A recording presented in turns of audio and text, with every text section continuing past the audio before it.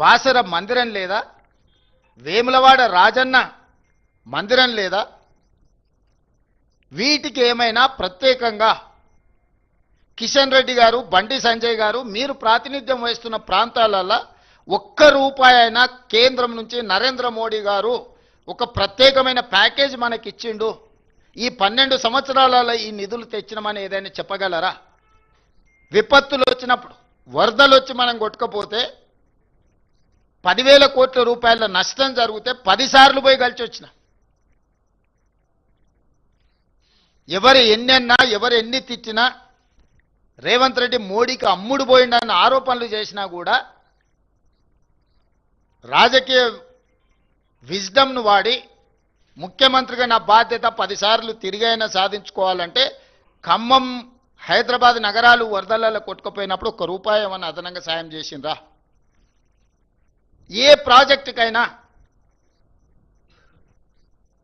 20 సార్లు తిరిగి Warangal airport, Adilabad airport తెస్తే భూసేకరణ మన మీదనే పెట్టిండ్రు. 100 కోట్లు నేను నిధులు ఇచ్చి భూమి సేకరణించి భూమి వాళ్ళకి ఇచ్చిన. ఇప్పుడన్నా వరంగల్ ఎయిర్పోర్ట్ కట్టండి. తెలంగాణకు ఉన్నది ఒకే ఒక్క ఎయిర్పోర్ట్ శంషాబాద్. మీరు ఆంధ్రప్రదేశ్లో తీసుకోండి, కర్నూలు ఉంది, కడపలు ఉంది, తిరుపతిలో ఉంది, పుట్టపర్తిలో ఉంది, విజయవాడలో ఉంది, రాజమండ్రిలో ఉంది, వైజాగ్లో ఉంది. ఇంకా నిన్నమన్న అదనంగా ఒక పక్కనున్న ఆంధ్రప్రదేశ్లో 7-8 ఎయిర్పోర్ట్లు ఉన్నాయి. కర్ణాటకలో, మహారాష్ట్రలో అసలు లెక్క పెట్టనన్ని ఎయిర్పోర్ట్లు ఉన్నాయి. మొత్తం తెలంగాణ రాష్ట్రానికి ఉన్న ఏకైక ఎయిర్పోర్టు శంషాబాద్ ఎయిర్పోర్టు. ఉన్నం బేగంపేట ఎయిర్పోర్టును కూడా మూసేపించిండ్రు. ఇవాళ బేగంపేటలో అసలు ఫ్లైట్లు దిగడానికే లేదని ఆర్డర్స్ ఇచ్చిర్రు.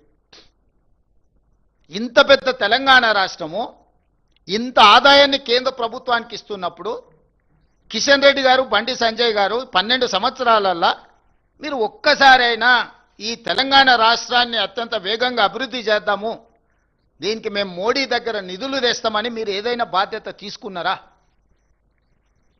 నరేంద్ర మోడీ గారు ఏదైనా స్పెషల్ ప్యాకేజ్ ఇచ్చినా, స్పెషల్ ప్రాజెక్ట్ ఇచ్చినా, స్పెషల్ డెవలప్మెంట్ స్పెసిఫైడ్ అథారిటీస్ ఏమని ఇస్తే మీరు సాధించినట్టు డివల్యూషన్ ప్రకారం రాజ్యాంగబద్ధంగా మనకు రావాల్సినవి మనం చెల్లించిన దాంట్లో రూపాయి చెల్లితే 58 పైసలు తినేసి 42 పైసలు మనకిస్తే ఇక చూసినా మేము నిధులు తెచ్చినాం, ఈ లక్షల కోట్లు అంటున్నాం. నువ్వు ఎంత చెప్తే అందులో 58% వాళ్ళ దగ్గర ఉండిపోయి 42% నువ్వు చెప్పే లెక్క.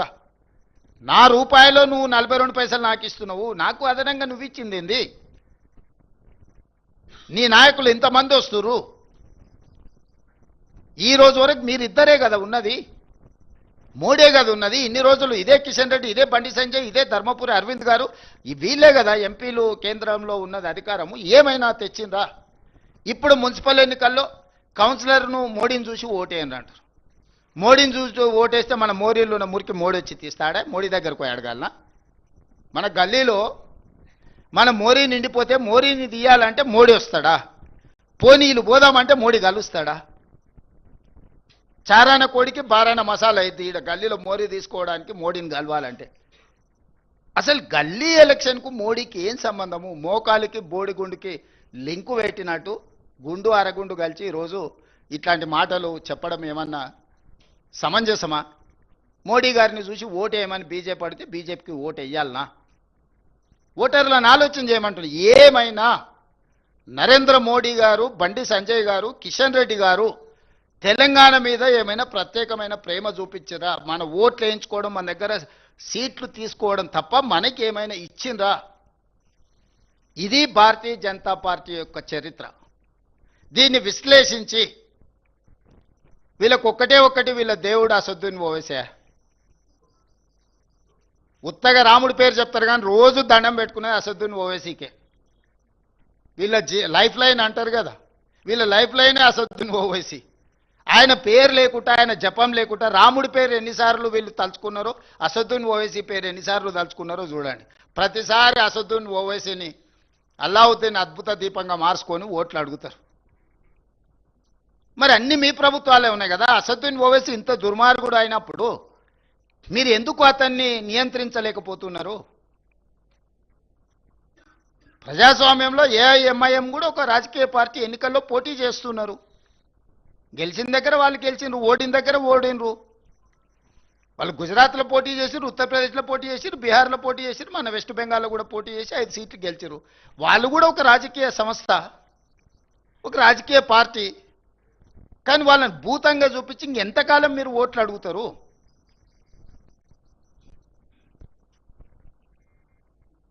కాబట్టి కేవలం మత విద్వేషాలను రెచ్చగొట్టి కొన్ని రాజకీయ పార్టీల నాయకులను భూతంగా చూపించి రాజకీయ మనుగడ సాధించాలని ఆలోచన చేయడమే వాళ్ళ భావ దారిద్ర్యానికి పరాకాష్ట. ఈ భావ దారిద్ర్యాన్ని చూసి బీజేపీకి ఓటు వెయ్యాలన్న తెలంగాణ